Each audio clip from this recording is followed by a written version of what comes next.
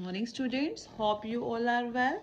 Today we will start our new chapter, chapter number 13, the age of machines. Okay, machines का युग, machines का कैसे discovery हुई, we will read in this chapter. In this lesson बेटा you will learn about क्या सीखेंगे, क्या इसके बारे में क्या पढ़ेंगे आप, the steam engine कैसे बना, mass production कैसे start हुई, industrial revolution कैसे आई, food for machines, coal, mineral oil, electricity, and new sources of energy. These things you will read in this chapter. So let's start the chapter. Page number 99. The discovery of metals like copper, iron has greatly revolutionized man's life. ठीक है, metals जैसे कि copper, तांबा जो होता है, iron that is लोहा, इनकी खोज ने ठीक है आदमी के जीवन में एक बदलाव, बहुत बड़ी क्रांति ला दी, बहुत बड़ा बदलाव ला दिया. The stone tools of early man were replaced by those of copper and later by iron. जो पत्थर के टूल्स थे पहले, औजार जो कि आदि मानव यूज करता था, अब उनकी जगह कॉपर, तांबे के बने औजारों ने ले ली एंड बाद में लोहे के बने औजारों ने ले ली. Iron is much stronger than copper. जो आयरन है बेटा वो कॉपर से ज्यादा स्ट्रोंगर होता है. Tools made of iron like axes, ploughs etcetera. ठीक है, औजार जैसे कि कुल्हाड़ी, हल जो जोतते हैं जिससे खेत, have made man's life much easier. इन्होंने क्या मानव की जिंदगी को बहुत आसान बना दिया. Man became a skilled farmer. अब मैन क्या बन गया, एक परफेक्ट फार्मर बन गया, कारपेंटर बन गया etcetera in due course of time. धीरे धीरे, ठीक है, अपने टाइम में. He could chop trees. अब वो ट्रीज काट सकता था, क्लियर फॉरेस्ट को क्लियर कर सकता था, and turn the land into farms. और उसने भूमि को किस में बदल दिया, खेतों में बदल दिया. ओके, अब कृषि संभव हो गई. Now the steam engine. Here you can see the picture of steam engine. Man continued working on a row to make his life more comfortable. आदमी लगातार काम करता रहा अपने जीवन को ज़्यादा आरामदायक बनाने के लिए. The next biggest turning point in his life was the invention of the steam engine in 1769 by James Watt. ठीक है, सबसे बड़ा बदलाव उसकी जिंदगी में कब आया, जब स्टीम इंजन की खोज हुई 1769 में जेम्स वॉट के द्वारा. It pave the way for the invention of a railway engine. अब इससे रेलवे इंजन का बनने का मार्ग प्रशस्त हुआ, रेलवे इंजन को रास्ता दिखा, ओके, बनाने का. Steam locomotive was made by George Stephenson. ठीक है, स्टीम लोकोमोटिव, स्टीम वाला इंजन था, उसे किसने बनाया, जियोर्स स्टेफनसन ने. Steam engine could be used for plying ships in the high seas. Steam engine के द्वारा ships को सीज में चला सकते थे. ग्रेजुअली पेट्रोल, धीरे धीरे पेट्रोल डीजल इंजन बन गए, रिप्लेस द स्टीम इंजन, जिन्होंने स्टीम इंजन की जगह ले ली. Ushering in the age of motor cars, buses, trucks and more powerful railway engine, जिनका यूज अब motor car, buses, truck and ज्यादा पावरफुल रेलवे इंजन में होने लगा. Now mass production. Mass production क्या होता है, जब मिलके काम करते हैं तो.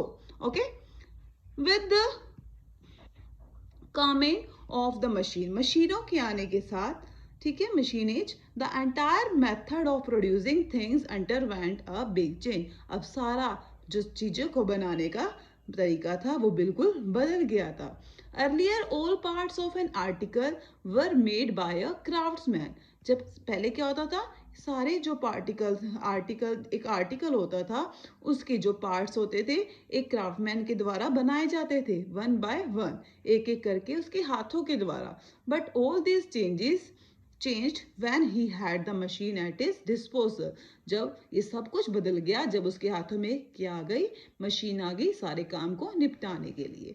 There is an interesting story about an iron smith. ठीक है, एक आयरन स्मिथ की एक इंटरेस्टिंग कहानी है.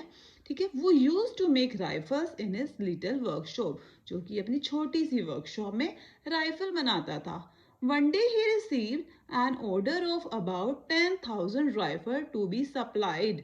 एक दिन उसे ऑर्डर आया कि उसे कितनी राइफल बनानी है, 10,000 राइफल बनानी है एक निश्चित समय में. People were surprised and were curious to know. लोग बहुत ही हैरान थे और उत्सुक थे ये जानने के लिए कि वो कैसे इतनी सारी राइफल्स को बनाएगा इतने थोड़े समय में. Okay, he carefully prepared the design and model of a rifle. उसने बहुत सावधानी से, ठीक है, उस राइफल का डिजाइन और मॉडल तैयार किया. Then he prepared the molds. फिर ढांचा बनाया उसने अलग अलग पार्ट्स के लिए. Different parts were made by the other blacksmith. अलग अलग पार्ट अलग अलग लोहारों से बनाए गए separately. On assembling these parts, इन सब पार्ट्स को मिलाकर द राइफल रेडी हो गई.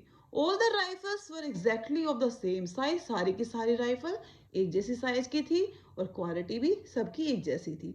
This was the beginning of mass production. ये mass production की शुरुआत थी. Mass production क्या होता है? Means the system of using machine. मतलब है कि मशीन का इस्तेमाल करके to make same kind of things in a large number. कि एक बहुत बड़े संख्या में एक तरह की चीजें बनाना. That is mass production. बेटा ये आपका क्वेश्चन भी आएगा and it's a new term also, so be careful about it. ठीक है, मशीनों का इस्तेमाल करके एक प्रकार की चीज को बहुत ज्यादा संख्या में बनाना क्या कहलाता है? Mass production. देन इंडस्ट्रियल रेवोलाइजेशन, कैसे उद्योगों में क्रांति आई. Mass production led to the setting up of big factories where things could be produced in large quantity profitably. ठीक है, मास प्रोडक्शन के द्वारा, ठीक है, बड़ी बड़ी फैक्ट्रियों में अब चीजें बनने लग गई एक बहुत ज्यादा मात्रा में, किसे? प्रॉफिटेबली, लाभ कमाने के लिए. Machines and factories have brought about such a great change in man's life. ठीक है, मशीनों ने और फैक्ट्रियों ने आदमी के जीवन में बहुत बड़ा बदलाव ला दिया. That it has been called the, जिसे क्या कहने लग गया, जिसे क्या बुलाया जाने लग गया? इंडस्ट्रियल रेवोल्यूशन, उद्योगों की क्रांति. Industrial revolution first begin in England. कहाँ पे हुआ ये स्टार्ट? इंग्लैंड में in early 19th century, 19th century की शुरुआत में. Machines could do the work much faster. अब मशीनें काम को ज्यादा फास्टर कर सकती थी. Large quantities of goods could be produced at a cheaper rate. सस्ते मूल्यों में ज्यादा सामान बनने लग गया. Now food for machine. Okay, अब मशीनें आ गई तो सारा सामान मशीनें करने लग गई, सस्ता पड़ने लग गया. ठीक है, इससे क्या आ गया? इंडस्ट्रियल रेवोल्यूशन हो गया. Now food for machine. मशीनों के लिए अब मशीनें किससे चलेंगी? क्या खाएंगी वो? ठीक है, earlier machine were run with the steam engine. पहले जो मशीनें थी वो स्टीम इंजन के द्वारा चलती थी. Steam came from the boiling water. Steam कहाँ से निकलती थी? उबलते हुए पानी से. फॉर बॉइलिंग वाटर, पानी को उबालने के लिए किसकी जरूरत थी? फायर की जरूरत थी.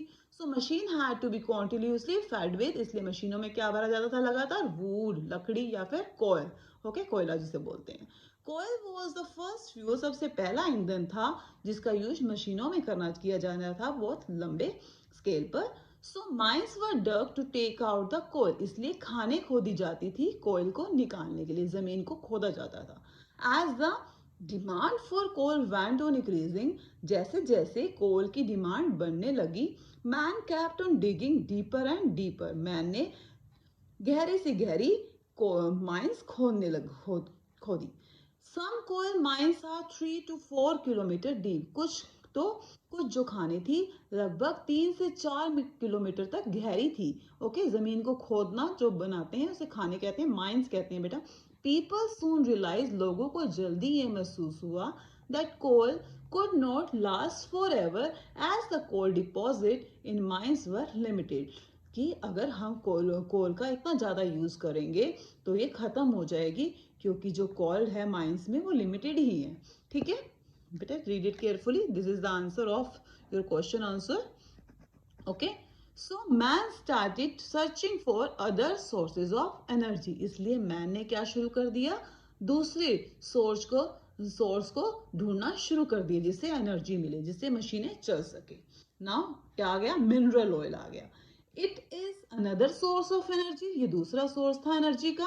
Found deep under the surface, of the earth, जो कि अर्थ के गहराई में नीचे मिलता था। It was discovered accidentally in America in 1857। ये अचानक से इसकी खोज हो गई थी अमेरिका में 1857 में।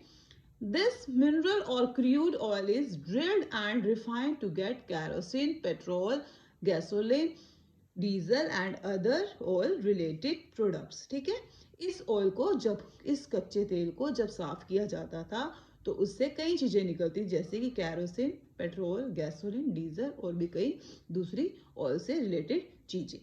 डेमलर एक जर्मन साइंटिस्ट थे जिन्होंने इन्वेंशन की थी एक ऐसे इंजन की विच रेन ऑन पेट्रोल, जो पेट्रोल से चलता था। It was then develop to be use in motor cars. तब इसका किसका विकास होने लग गया? मोटर कार्स का। विद न्यू इन्वेंशन, नई नई खोजों के साथ, आविष्कारों के साथ, एंड नए बदला, इनोवेशन क्या होते हैं? न्यू चेंजेस के साथ। Many vehicles running on petrol, अब कई व्हीकल किससे चलते थे? पेट्रोल से वर इंट्रोड्यूस, ऐसे बनाए गए जो पेट्रोल से चलते थे। लेटर अनदर जर्मन इंजीनियर, बाद में एक दूसरे जर्मन इंजीनियर जिनका नेम क्या था? रुडोल्फ डीजल, अंडरलाइन कर लो, Rudolf diesel.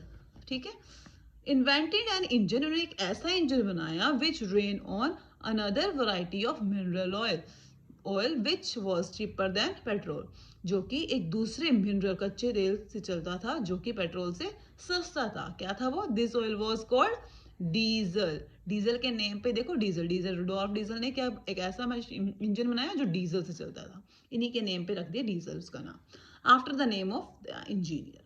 Heavy trucks, railway engines, pump sets, etc. run on diesel. इससे इस डीजल से कई बड़ी बड़ी मशीनें, ट्रक, रेलवे, पंप्स, ये सब चलते थे। The deposits of mineral oil are also limited. अब जो मिनरल ऑयल है वो भी लिमिटेड है। The rate at which mineral oil is being consumed all over the world shows that the oil reserve may soon be exhausted. जिस तरह से ये जो मिनरल ऑयल का इस्तेमाल पूरे संसार में लगातार, कितनी सारी देखो गाड़ियां हैं, कार्स हैं, बसेस हैं, सब डीजल से चल रही हैं और पेट्रोल से चल रही हैं। अगर इस तरह से इनका यूज़ होता रहा तो धीरे धीरे क्या लगता है कि जल्दी ये सब फिनिश हो जाएंगे दुनिया से। Okay, so don't waste it. ठीक है, उतना ही चलाओ जितनी नीड हो, ऐसे नहीं बार घूमो। Okay student, watch my video carefully to understand the chapter. Thank you.